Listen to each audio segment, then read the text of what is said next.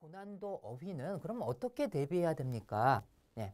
어떤 책에도 나오지 않는, 물론 사전에는 나오죠. 사전에는 나오고 타임지를 읽다 보면은 타임지에서 간혹가다 어려운 단어가 또 나올 수가 있는 그러한 단어일 수가 있습니다. 그러면은 어느 책에도 나오지 않으니까 여러분들이 이런 단어들은 따로 준비를 해야 되는데 여기에 목숨 걸 필요는 없습니다. 이걸 알고 푸는 학생들은 거의 정말 없다라고 봐도 과언이 아닙니다. 하나도 없다라고 봐도 과언이 아닐 정도로 굉장히 어려운 단어, 저도 모르는 단어가 꽤 있어요. 이 단어들 중에서는. 알겠죠? 그러니까 여러 데 목숨 걸지 말고 나머지를 갖다 문법, 독해, 그 다음에 최고 난도 어휘까지 완벽하게 한 다음에 그 다음에 시간이 남아돈다. 그때 여러분들이 타임지를 읽으면서 모르는 단어가 있으면은 그걸 갖다 체크해가지고 정리해서 암기를 하든지 그렇게 하는 방법은 있겠죠. 그죠? 예. 그래서 남들도 다 모르는 단어는 여러분들도 굳이 걱정할 필요는 없다는 얘기예요.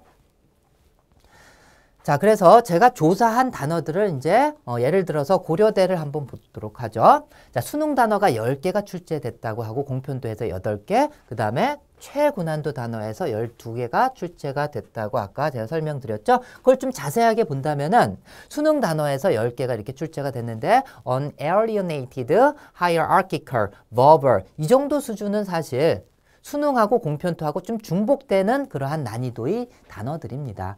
그죠? 예. 그래서 고3 수준 중에서도 좀 어려운 단어에 속하는 것인데 저 같은 경우는 수능하고 공편토하고 이렇게 겹치진 않았습니다. 수능 단어는 그냥 수능으로 하고 공편토에서 수능에 나온 단어는 동의어로서만 그냥 표시를 해 두었기 때문에 수능 단어를 뭐 reveal, mutual, 심지어 이런 단어들까지 모른다라고 하면은 수능 수준부터 여러분들이 시작을 반드시 해야만 합니다. 알겠죠? 예.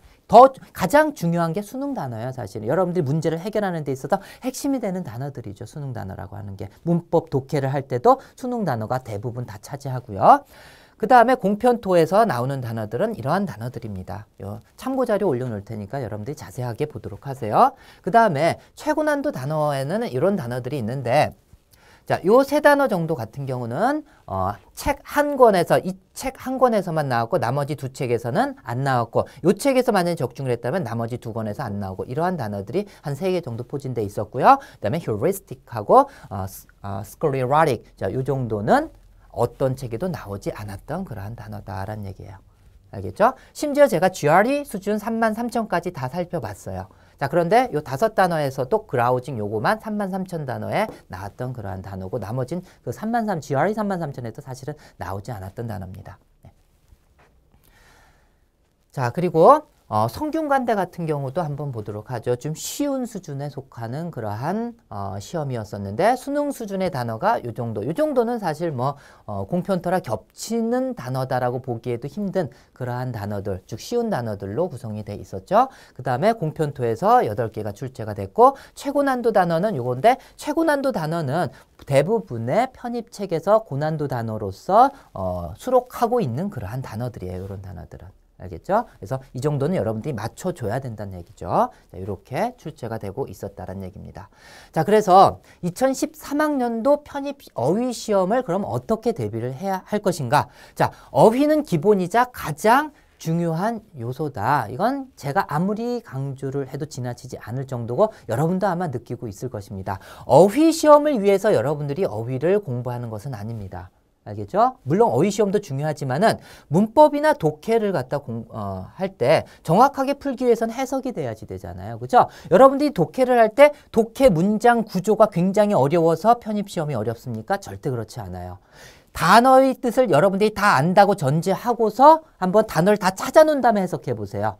수능에서 좀 어렵게 나오는 수능 수준이 그런 문장 구조랑 다를 바가 없습니다. 어렵게 느껴지는 이유는 단어 때문에 그런 거예요. 쉬운 단어가 나와도 그 쉬운 단어에 2차적인 뜻이 이렇게 쓰인다든지 이런 경우가 굉장히 많기 때문에 난해한 것이고 그리고 문장 자체보다도 그 추상적인 여부나 아니면 문장 자체가 굉장히 난해한다든지 한국말로 바꾸더라도 좀 이해가 안 되는 그렇기 때문에 어려운 것이 문장 구조가 어려운 것은 아닙니다. 알겠죠? 네.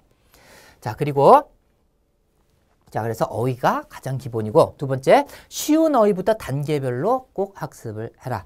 수능 단어도 모르면서 나 편입시험 공부하니까 어려운 단어 공부해야 돼 해가지고 최고 난도나 공편토부터 시작을 한다면은 시험 100% 망칩니다, 여러분들. 알겠죠?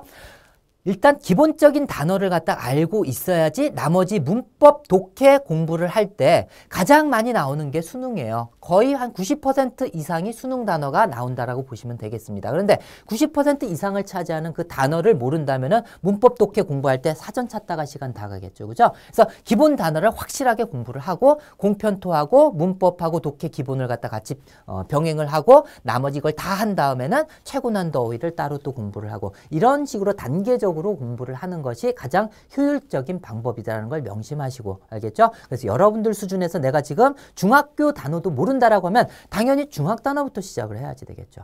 알겠죠?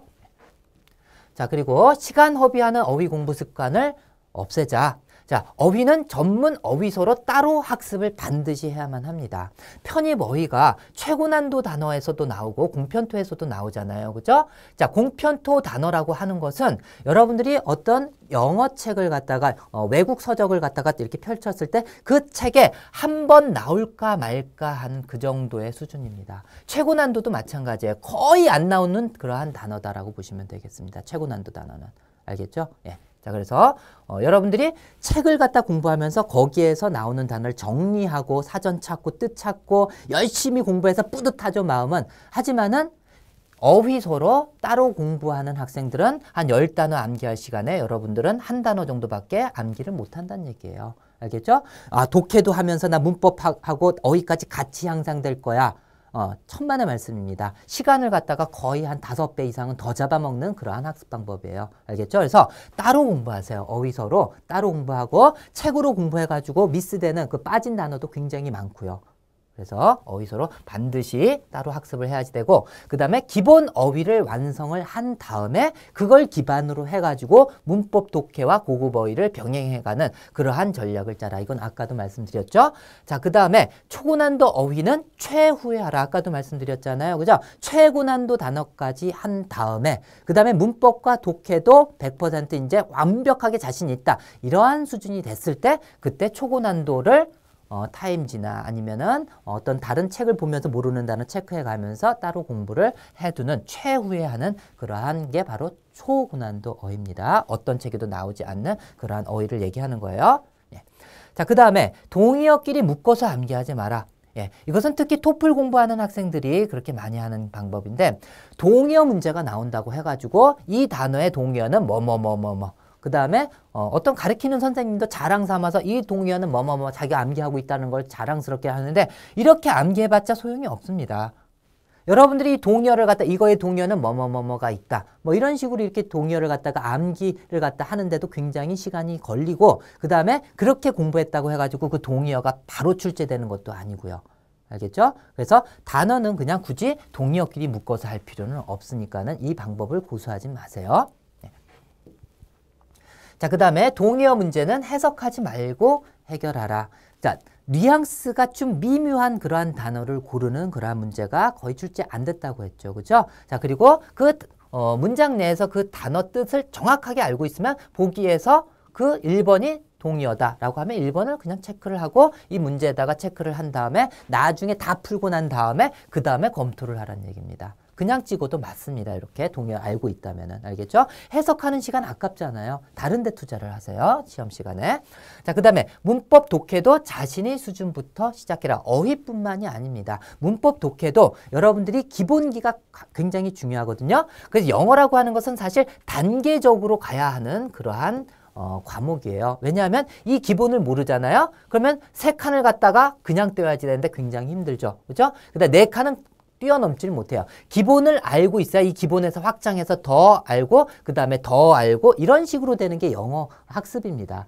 따로따로 구분되는 것이 아니에요. 알겠죠? 예. 가정법이 나온다고 해가지고 가정법만 딱 하면 난 가정법 100% 알 수 있을까요? 아닙니다. 가정법 공부하는 데 있어서 그 예문에서 어떤 시제 자체도 알고 있어야지 되고요.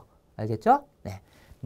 그다음 문장 구조도 알고 있어야지 그 예문 같은 것도 해석이 될 거 아니에요, 일단은. 예. 그래서 영어라고 하는 것은 다 연관이 되기 때문에 기본부터 차근차근 해 나가야만 한다는 얘기입니다. 자, 그래서 문법 독해 같은 경우도 잠깐 광고 한번 할게요. 예. 그래서 초스피드 통쾌한 문법하고 초스피드 통쾌한 독해 한번 샘플 강의 한번 보도록 하세요. 여러분들이 다른 학원이나 강의를 들으면서 공부하는 것보다 훨씬 더 수월하게 기본기를 완벽하게 갖출 수 있는 그러한 강의입니다. 다른 선생님들하고 정말 다르다라는 걸 느낄 수가 있을 거예요. 어휘만큼이나 정말 구분이 될 수 있는 그러한 강의니까는 샘플 강의라도 꼭 한번 들어주시길 바랄게요.